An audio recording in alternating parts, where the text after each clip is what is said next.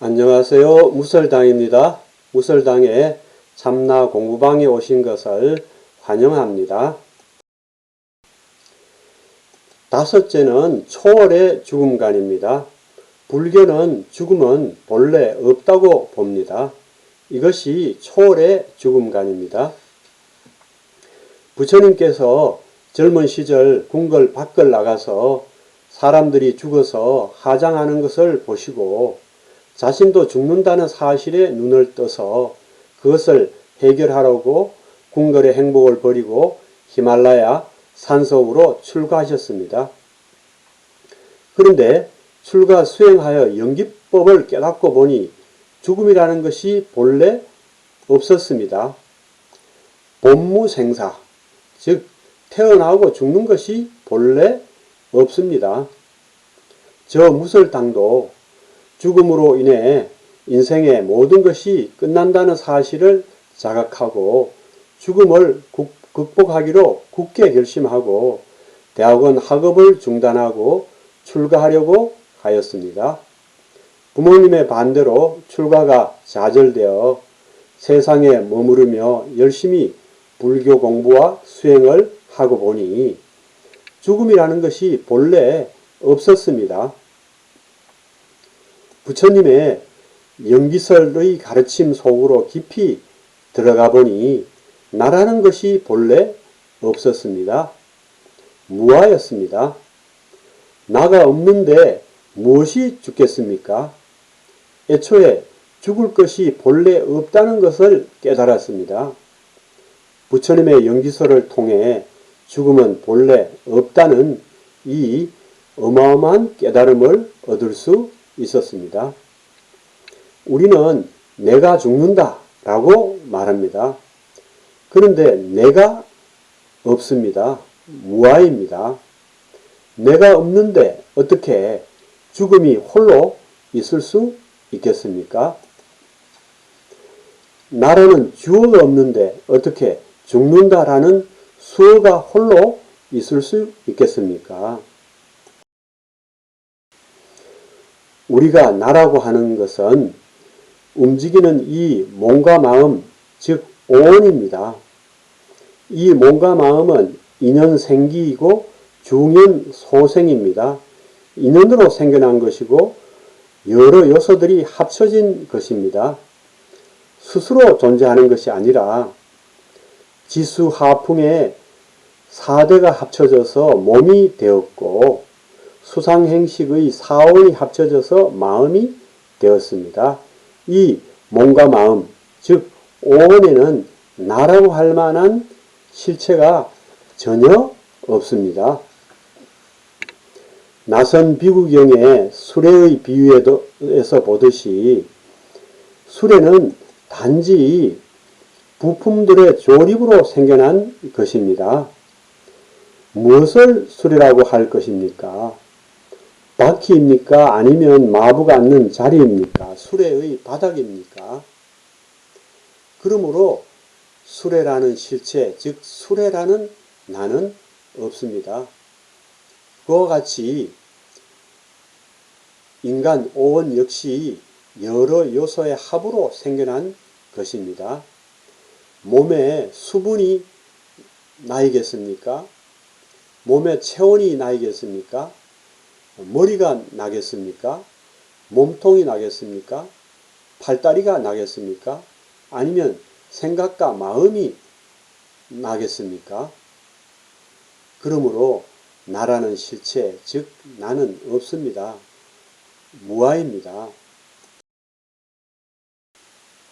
수레의 부품들이 합쳐져 있는 것이 수레입니다. 부품들이 합쳐진 것에 수레라는 이름을 붙인 것일 뿐입니다. 이렇게 수레는 부품을 조립하면 있고 부품을 해체하면 없는 존재입니다. 이런 것을 과연 있다고, 수레는 있다고 할 수 있겠습니까? 어떤 것이 진정으로 있는 것이 되려면 다른 것에 의지하지 않고 그 자체 스스로 있는 것이어야 합니다. 이런 관점에서 보면 부품이 조립되어 있다고 해서 그것을 수레가 있다 라고 말할 수 없게 됩니다.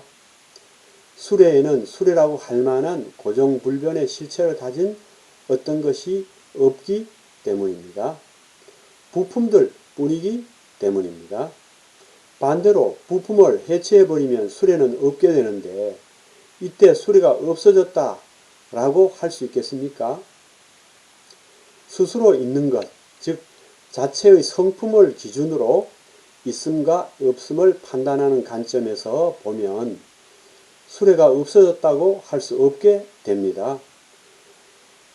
부품들을 합쳐놓은 것에 수레라는 이름을 붙였던 것이었을 뿐 원래 수레라는 고유한 자성을 가진 어떤 것이 없었기 때문입니다. 부품이 해체되어 조립되기 전에 원래 상태로 돌아간 것일 뿐입니다. 그러므로 수레는 없어진 것이 아닙니다. 그와 같습니다. 지수화풍의 4대와 수상행식의 4원이 인연화합하여 인간 5원이 되었습니다. 이것에 생이란 즉 태어남이라는 이름을 붙인 것일 뿐입니다. 5원에는 나라는 고유한 자성을 가진 어떤 것이 없습니다. 또한 수레의 부품이 해체되어 수레가 없어졌듯이 4대와 4원이 흩어져서 5원이 없어졌습니다. 이것에 사, 즉 죽음이라는 이름을 붙인 것일 뿐입니다. 나라는 고유한 자성을 가진 어떤 것이 없어진 것이 아닙니다. 4대와 4원이 해체되어 이연화합하기 전에 원래 상태로 돌아간 것일 뿐입니다. 그러니 5원이 없어진 것이 아닙니다. 부처님께서 젊은 시절 죽음을 해결하려고 왕궁을 버리고 히말라야 산속으로 출가하였는데 연기법을 깨닫고 보니 죽음이라고 하는 것이 본래 없었습니다. 죽음이란 해변의 모래사장에서 조각가가 모래로 인간 배우상을 만들었는데 바람과 파도가 밀려와서 쌓았던 모래가 원래대로 돌아간 것과 같습니다. 죽음은 모래가 다시 모래로 돌아간 것과 같은데 그걸 모르고 5원을 이루는 4대와 4원이 원래 자리로 돌아가는 것을 죽음이라고 규정하고 지레 겁을 먹었던 것입니다. 이 얼마나 황당하고 허탈한 일입니까? 부처님께서 사익경에서 생사는 움직이는 몸과 마음을 허망하게 붙잡아서 그것을 나로 삼음으로써 일어나는 번뇌일 뿐이니라 라고 하셨듯이 죽음은 단지 온, 즉 이 몸과 마음을 허망하게 붙잡아서 그것을 나로 삼음으로써 해서 일어나는 번뇌요 분별 망상일 뿐입니다. 그러니 죽음이라는 번뇌와 분별 망상에서 벗어나야 합니다. 죽음은 몸과 마음을 나로 여기는 자, 즉 어리석은 자에게만 있습니다. 오온인 몸과 마음에 나라고 할 만한 어떤 실체가 없다는 것을 깨달은 자에게는 죽음은 본래 없습니다. 본래 무아인데 나가 없는데 무엇이 죽겠습니까? 인연 따라 생겨났던 오온이 인연이 다해서 오온이 소멸하는 현상은 있지만 고정불변하는 자성을 가진 어떤 실체, 즉 나가 없어지는 것은 아닙니다. 죽음이란 단지 오온이 소멸하는 현상에 대해 붙인 이름에 불과합니다. 그러므로 죽음은 사람의 생각 속에만 있는 관념, 즉 허상입니다. 실제로는 없는 것인데 사람들이 있다고 생각하는 것일 뿐입니다. 이것을 몰랐기 때문에 저 무설당은 젊은 시절 그 숱한 번민의 날들을 보냈습니다. 이는 마치 어두운 밤길을 가다가 죽은 고목나무가 서 있는 것을 보고 그것이 귀신인 줄 착각하고 도망가다가 넘어지고 물에 빠지고 하는 온갖 고초를 겪는 것과 다를 바가 없습니다. 생도, 사도 자체의 성품이 없는 것입니다. 그것은 단지 인연으로 생겨난 것에 불과합니다. 또한 생도, 사도, 모습과 이름은 있지만 그 스스로 존재하는 것이 아니라 그것을 인식하는 사람의 마음에 의지하여 비로소 있는 것입니다. 잠이 들어 마음이 작용하지 않으면 생사라는 모습도 생사라는 이름도 없습니다. 마음이 작용해야 비로소 모든 것이 존재합니다. 이 세상의 그 어떤 것도 결코 우리의 육식의 마음을 떠나서 그 홀로 세워지지 않습니다. 부처님께서 사익경에서 말씀하신 대로 모든 부처님께서 세간에 출현하는 것은 무명중생으로 하여금 생사를 벗어나서 열반에 들게 하기 위한 것이 아니라 다만 중생 마음속에 생사와 열반이라는 두 소견, 즉 번뇌망상을 제도하기 위함일 뿐입니다. 생도, 사도, 마음을 떠나 그 스스로 존재하지 못합니다. 그러므로 생도, 사도, 진정으로 존재하는 것, 즉 실체가 아닙니다. 그러므로 생이라는 이름도 사라는 이름도 모두 실체가 없는 빈 이름에 불과하며 생이라는 모습도 사라는 모습 또한 실체가 없으니 꿈이나 환영에 불과한 허망한 것입니다. 생도 사도 마음의 분별로 일어난 한 생각에 불과합니다. 죽음은 움직이는 이 몸과 마음을 허망하게 붙잡아서 그것을 나로 삼음으로써 일어나는 번뇌, 즉 한 생각에 불과합니다. 그러므로 죽음으로 번민하는 것은 어리석은 일입니다. 지난밤에 꿈을 가지고 이리 따지고 저리 따지며 번민하는 것과 다르지 않기 때문입니다. 그 어리석은 일을 젊은 시절에 저 무설당이 범하고 있었습니다. 돌이켜보면 참으로 어이없는 일이 아닐 수 없습니다. 나인 오온가 이 세상 삼라만상을 존재하게 하는 어떤 것이 있습니다. 그 어떤 것에 대해 많은 이름을 붙입니다. 불교에서는 불성이다, 법성이다, 진성이다, 성품이다, 본성이다, 본심이다, 진심이다 등등 말입니다. 그리스도교에서는 하느님이다, 하나님이다, 창조주다 등의 이름을 붙입니다. 그것은 천지 만물을 존재하게 하는 천지 만물의 근원입니다. 나와 천지 만물, 즉 아와 법을 존재하게 하는 것이기 때문에 근원이라고 합니다. 나와 천지 만물이 그것에서 거기에서 나오기 때문에 근원이라고 표현하는 것입니다. 나인 오온과 천지 만물, 즉 아와 법은 스스로 존재하는 것이 아니라 다른 것에 의지하여 존재합니다. 나인 오온과 천지 만물은 연생, 즉 인연으로 생겨난 것이기 때문에 생겨났다가 사라집니다. 생멸합니다. 무자성, 즉 자체의 성품이 없기 때문입니다. 그래서 공합니다. 하지만 근원은 인연으로 생겨난 것이 아니어서 스스로 존재합니다. 자존입니다. 스스로 존재하는 것이므로 불생불멸입니다. 근원은 연생이 아니라 그 자체로 존재하는 것이어서 자성 그 자체입니다. 그러므로 불공, 즉 공하지 않은 것입니다.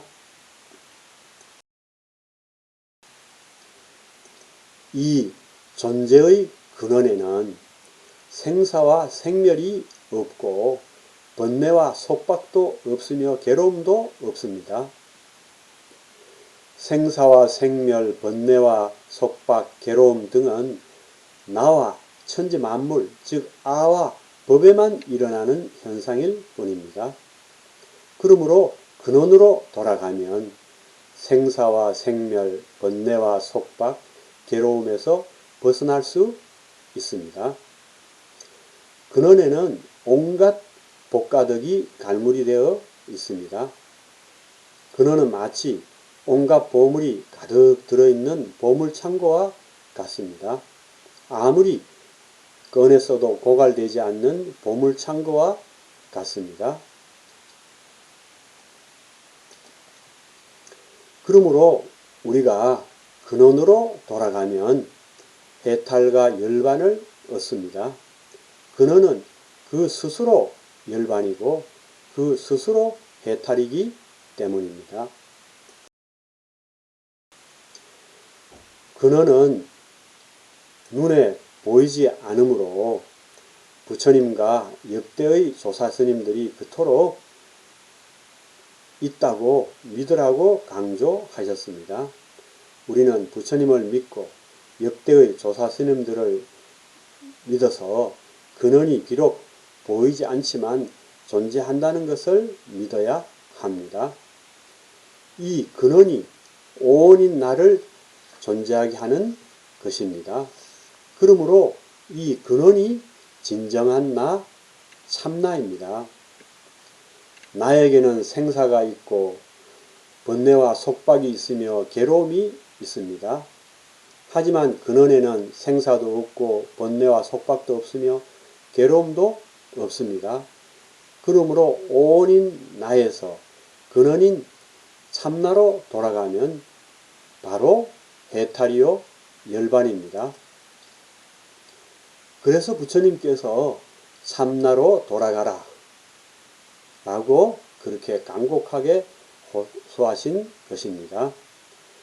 이 세상이 다 무너져도 불생불멸인 이것, 즉 근원은 결코 무너지지 않습니다. 이것은 이 세상이 생기기 이전에도 있었고 이 세상이 다 무너진 이후에도 그대로 있습니다. 불생불멸인 이것, 근원이 바로 우리의 진정한 나, 참나입니다.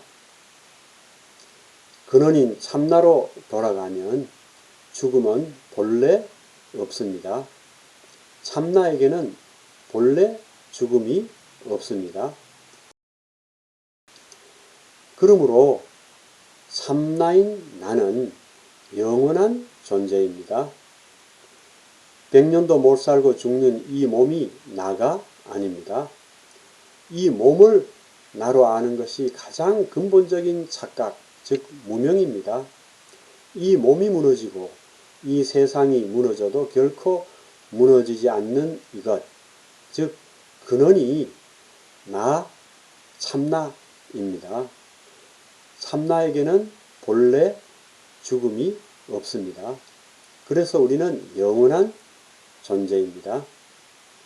하지만 이것은 어디까지나 초월의 죽음 간의 이치일 뿐입니다. 보다 중요한 것은 원불교의 창시자 소태산 정산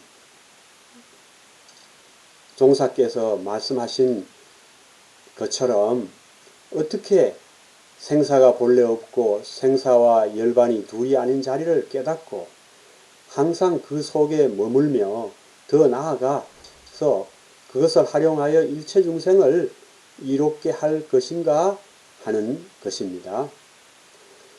생사대사를 해결하는 데는 세 가지 계단이 있으니 하나는 본래 생사가 없고 생사가 둘이 아닌 자리를 깨달아 아는 것이요.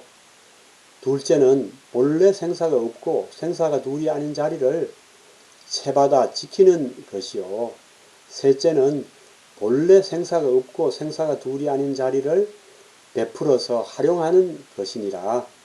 이 세 가지 계단의 실력을 구비하여야 비로소 생사대사를 완전히 해결하였다고 하느니라.